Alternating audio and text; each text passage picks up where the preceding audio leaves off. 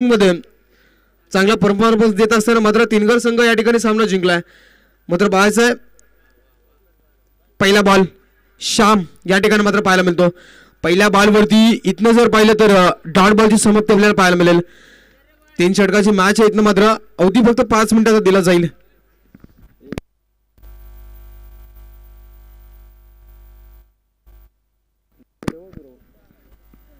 यावेळी मात्र गोलंदाज तयार. फटका हवा त्या इथनं मात्र पाहायचं 38 सर्कलच्या आतमध्ये सुरेख जाईल. परंतु पहा काय घडलं त्या ठिकाणी. असं वाटलं की झेल सुटतोय की काय, परंतु सुरेख एफर्ट दाखवला आणि त्या ठिकाणी झेल पकडलाय. इथे मात्र पाहायचं विकेटचं पतन झालं. पहिल्या बॉलवरती डॉट बॉल आणि दुसरा बॉल इथं पाहिलं तर विकेटचं पतन. म्हणजे आता जर विचार केला तर तिनगर संघाची एकही धाव अकाउंट मध्ये आली नाहीये. सलामीची जोडी मैदानामध्ये पाहिली होती गणेश आणि तुळशीराम. गणेश एक बॉल चेंडू या ठिकाणी मात्र डॉट केला. त्यानंतर बॅटचा फेस खोलला. फलंदाज इथे बाद व्हावं लागलं फलंदाजाला. 2 चेंडूचा खेळ समाप्त झाला. एकही धाव आतापर्यंत अकाउंट वरती आली नाहीये. श्यामने मात्र चांगली गोलंदाजी करत असताना श्याम दिसतो. वाईडिश मिड विकेट त्यानंतर वाईडिश लॉंग ऑनला 2 शतक बॉल पाहायला मिळतील. परंतु इथनं 3 षटकामध्ये जास्तीत जास्त धावा जमवणं गरजेचं तिनगर टीमला.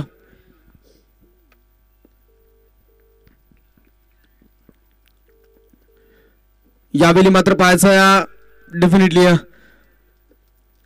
बॅट अँड बॉलचा संपर्क नाहीये आणि इथनं जर पाहिलं तर तिसरा चेंडू देखील डॉट होतो. काय गोलंदाजी राहिली मित्रांनो. हाफ ट्रॅकर बॉल गतीमध्ये परिवर्तन आपल्याला पाहायला मिळतं सातत्याने जर विचार केला तर इथनं. आणि डेफिनेटली इथे मात्र डॉट बॉल पाहायला मिळाला. यावेळी पहा काय गोलंदाजी वेगावरती स्वार श्यामला पाहता. इथनं मात्र विकेट क्रमांक 2 मैदानाच्या बाहेर शरदच्या पारीचा अंत होईल. आणि इथे पाहता आपण 4 चेंडू मध्ये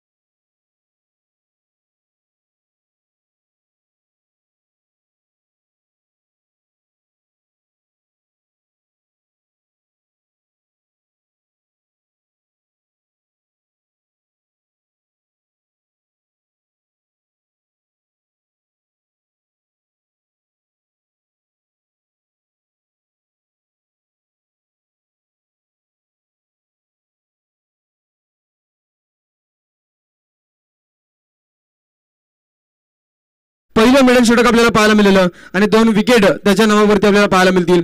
2